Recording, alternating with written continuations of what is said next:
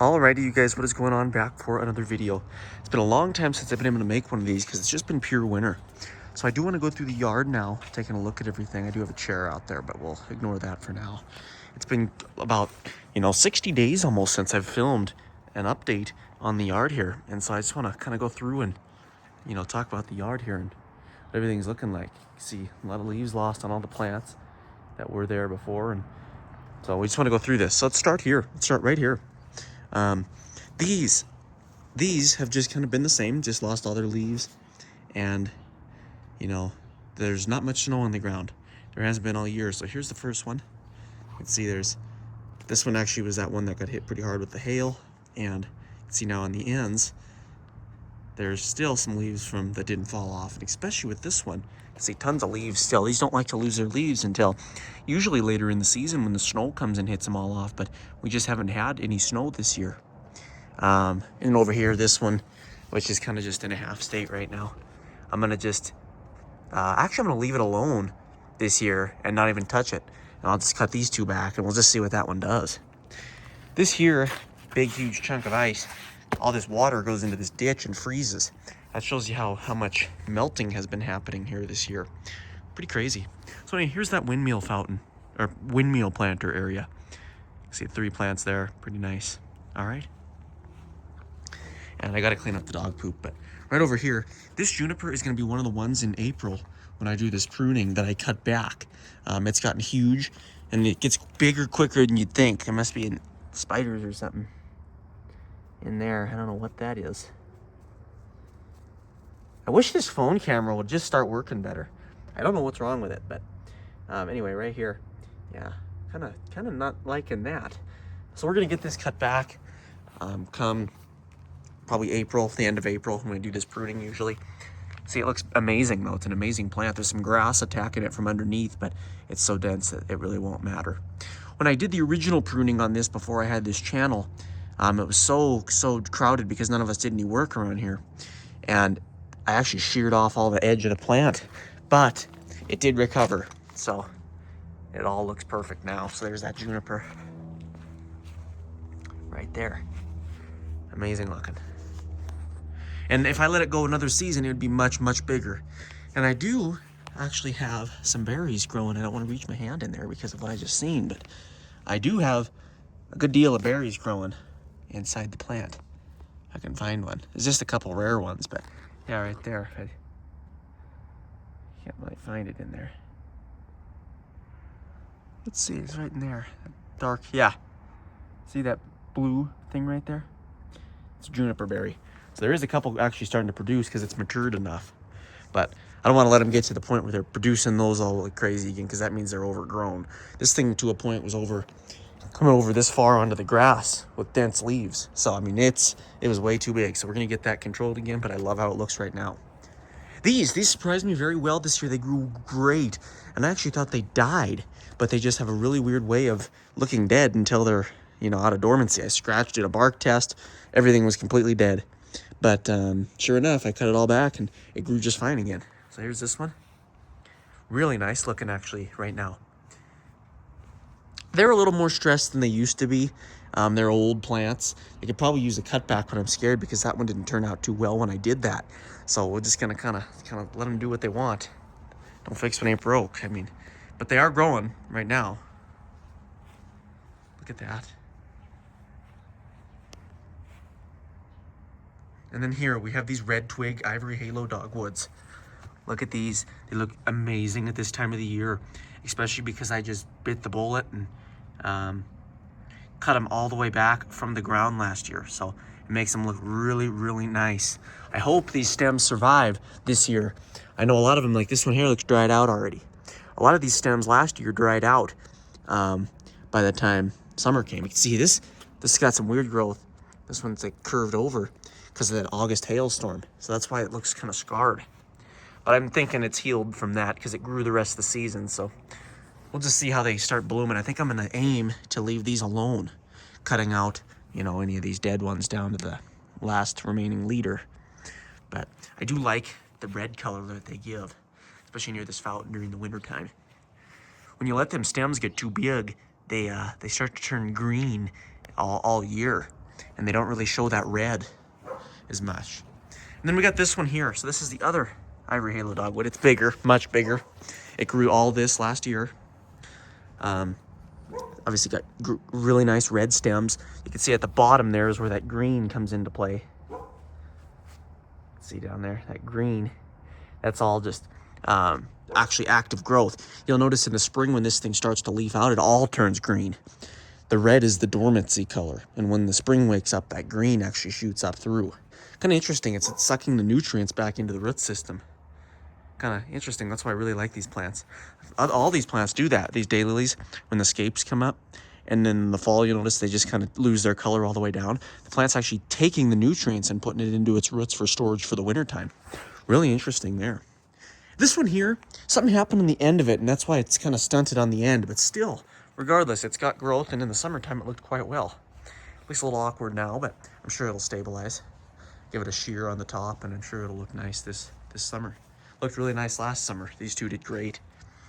So yeah, there's that one. See, the bases of these are how they've always looked. They're pretty dense plants. I mean, they've been here for years, 20 years now about. So this is my sitting area because it's so warm here, even when it's cold. But here's this plant.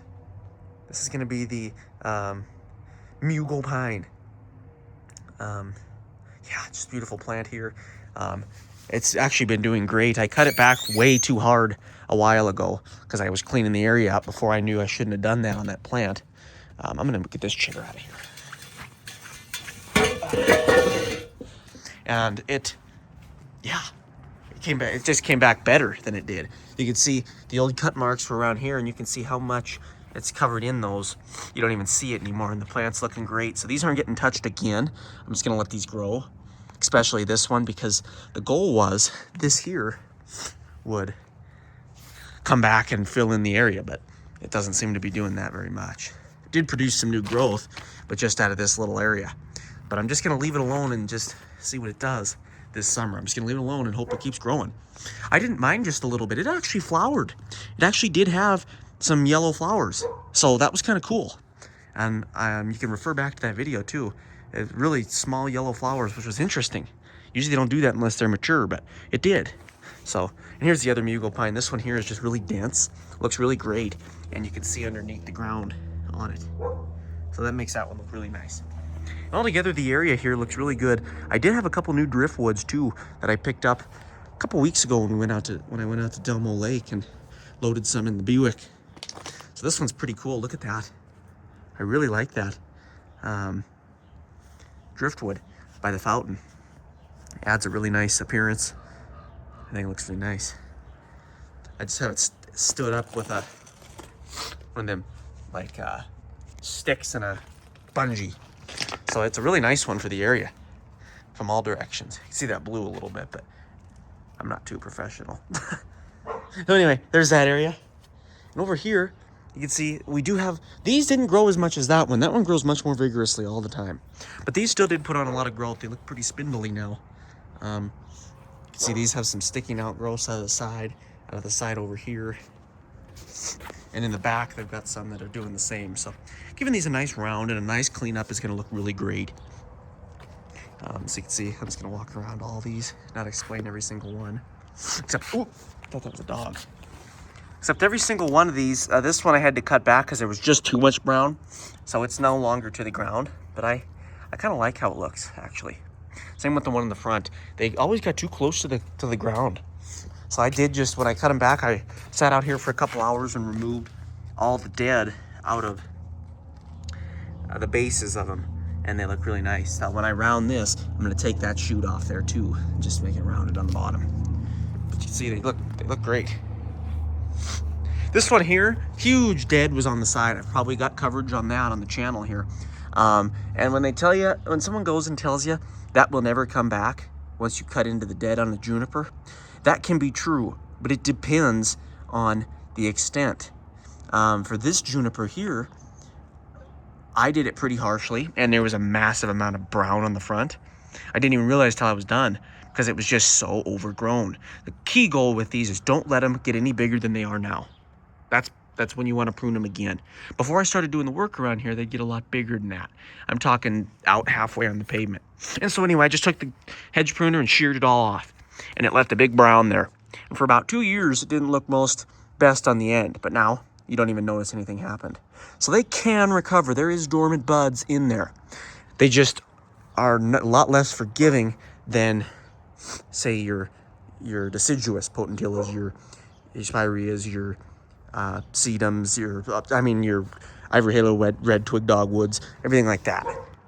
Anyway, the daylilies here, these are the strongest plants for the area, and they're great for the area. See, this one has a lot of green coming in already. I mean, I don't blame it. I mean, it is so warm out here right now. It's like summertime. I got short sleeves like always, and it's like warm. But see, tons of green coming out of this whole plant. This over here, they're always getting screwed with by the dogs and everything.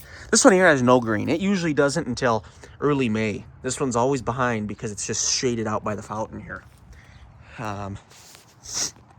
This here, barely any. It gets compacted a little bit by the dogs too. But they all grow fine every year. So this one here has no green yet. And neither does this one.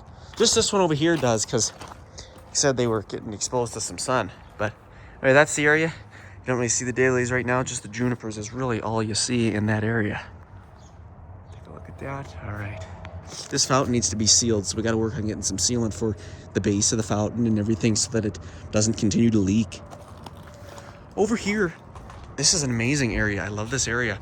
I really hope that juniper in the middle there continues to survive after I kind of helped it out in 2022 there. But these could start growing, guys. Look at this. This thing here, there's so much growth in there, and this one here is ready to start turning into a stem. So that's what's starting to scare me. Some of these plants are seriously waking up. And if we get a cold blast or winter actually hits here in Montana this year, like it usually does, we might have some trouble here. But either way, you can see all the growth in this plant. Crazy. And I mean, even down here, if you look real close, put on the 0.5 and look real close, you can see way deep in there, there is some growth. So really crazy on that end. Obviously, we still have the dieback going on here. Every year, a little bit dies back and a little bit more grows. So every other one of these we've had in the yard was here, and a couple in the body area. They all died. And this one survived, and then it died. But I just cut it all back, and I waited for a little green, and then cut it all back, and we got a nice looking bonsai now. So let's hope it just keeps pushing through. Over here is just beautiful green on this bit over here. Look at that. Man, it still smells great. Brings back memories. I mean, this plant is amazing. So let's just hope they keep going. I will keep cutting it until every little bit of it. I don't care if one little stem remains at one point. I'm going to keep cutting it to healthy. So, all right. And this one. Rocks kind of get buried after the dogs trash the areas. But again, the same thing applies. We do have some more growth on the plant.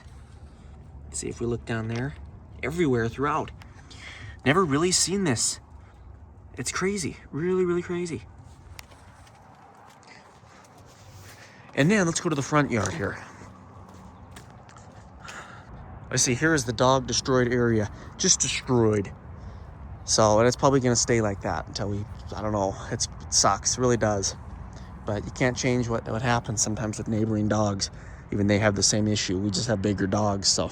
But at least it's localized to the area. And because of that, this plant has endured some stress. However, I did some bark scratching and everything's still green underneath. But you can see this plant has lost practically every one of its leaves, especially on this side because the dogs brush against it all the time. And so we can look at the stems and they look toast. But if I scratch them, see they are still green. A little dried, but they're green. Especially like this one here. Pure, healthy green. But, so that needs a good cutback, a good cleaning, and possibly a fence or something. We need to figure out something here, which is being worked on. But so this one's endured some stress. I hope it bounces back perfectly fine. I know this end of the plant's totally fine. But this area is just disgusting now. So that's the reality of dogs. Sometimes they're animals. If you have an area in your yard where the neighbors are chasing, it's just gonna happen. What a bummer. But anyway, there's that plant. So we'll get the pruning on these done. You can see the area is pretty dusty from all the dried mud that has hit.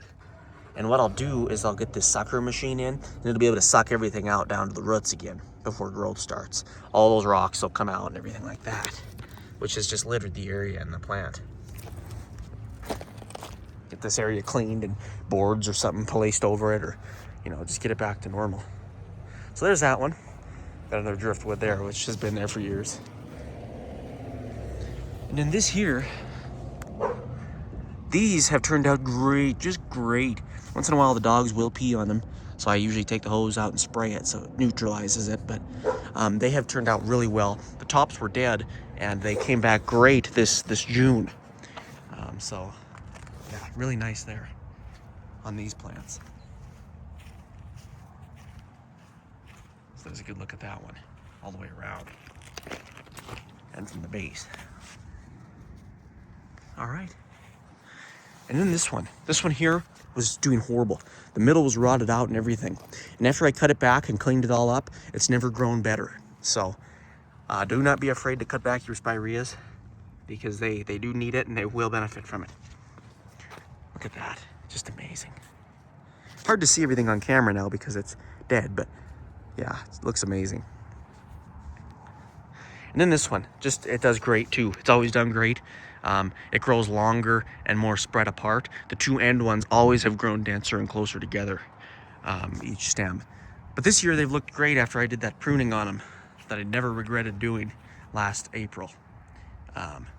They're thick, everything's got growth on the inside, and it comes up so much earlier. I don't gotta wait till July to have the centers filled in on these plants anymore. It's done by like almost 10 days into June, which is amazing for massive plants like this that have been here for 25 years. And, oh, so let's not forget this one. This one here did great too. This one had a severe amount of dieback in the center, and I've never seen it recover any better than it did this following summer.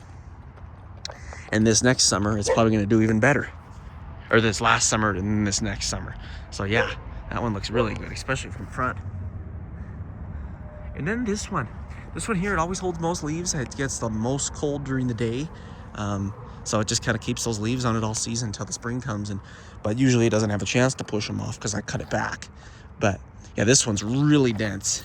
This one gets practically zero traffic from the dogs. It needs a clean, but it gets practically zero dog traffic. If anything, they walk in there maybe, but they don't run in there like that other one now. So that's gonna be the problem for that one.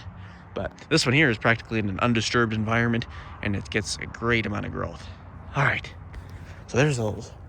And then if we look over here, these are the two cedar trees. They are still going strong. I'm not gonna cut those back for quite a while. Be a couple more years probably before I do that again. Who knows, maybe next year, but probably 2028, I'm thinking. Or 2027 is what I'm probably gonna do it. All right, and then, so you can see the bottoms here, what I wanna work on is getting this one back up to the same height as this one. Otherwise, the dogs are just destroying the branching and everything, and it's just a mess. In this area, you get no sun from probably September to May. I mean, it's pure no sun from that time. And so here's these. These, I'm trying to get to grow back because they were sprouting all over. I forgot the name of them, but they're those green bushes that sprout everywhere. And they are looking great. This one here is the best looking one. It's finally sturdy enough. I could finally take the fence down. And then we've got this little one poking up behind this, which I placed here, which it was another one of them driftwoods I found in Delmo Lake. Looks just beautiful driftwood there with those plant stems coming up behind. That's gonna look nice in the summertime. And this is just a single shoot. So we'll see what happens there. But yeah, these two are doing great as well. So anyway, you guys, we will see you guys in the next one. That was a quick update of the yard, and just figured I'd show you guys this. And this is a crazy winter to look like this with no snow on the ground in March is really crazy. Usually this is when we're just feet under snow. So this is definitely one for the books. So we'll see you guys in the next one.